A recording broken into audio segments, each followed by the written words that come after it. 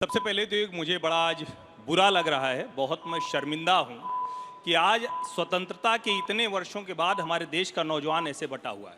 किस मुद्दे पर बटा हुआ है कि भ्रष्टाचारी नेताओं को कुर्सी पर रहने दीजिए, जेल से शासन चलाने दीजिए। इसके लिए हमारे स्वतंत्रता सेनानियों ने इस देश को आज़ाद कराया था। इसके लिए हमें कहा था हमारे देश के स्वतंत्रता सेनानी आज़ाद कराते हैं और हमारे देश के नायक संविधान सभा में इस बात पर चर्चा करते हैं।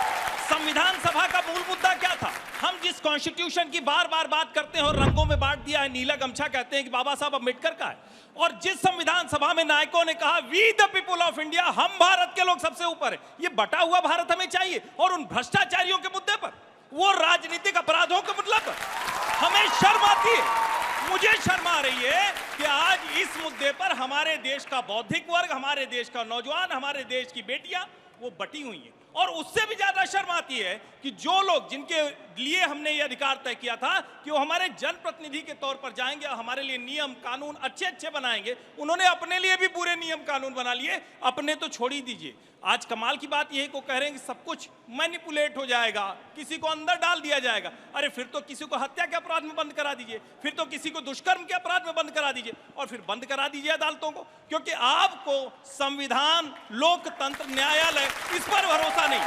और मैं जब इस पर बात कर रहा हूं तो मैं फिर से कह रहा हूं, आज तक किसी मुद्दे पर मुझे इतनी पीड़ा नहीं हुई जितनी आज इस मुद्दे पर हो रही कि मुझे यह कहना पड़ रहा है कि मेरे देश के भ्रष्टाचारी नेताओं को अंदर जाते ही कुर्सी से उतार दो, और एक दूसरा पक्ष होगा जो कहेगा कि नहीं नहीं उन्हें बैठे रहने दो।